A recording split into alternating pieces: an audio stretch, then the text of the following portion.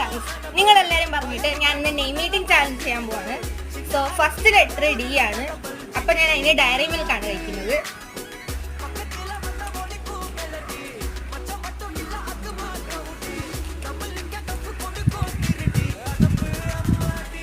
മെൽറ്റായിട്ടിരിക്കുന്നു guys.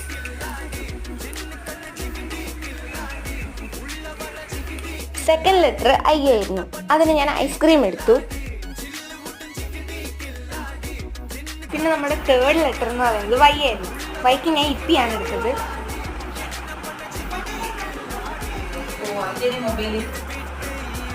പിന്നെ last letter A ആയിരുന്നു. അതിന് ഞാൻ ഫിക്സ് ആണ് എടുത്തത്.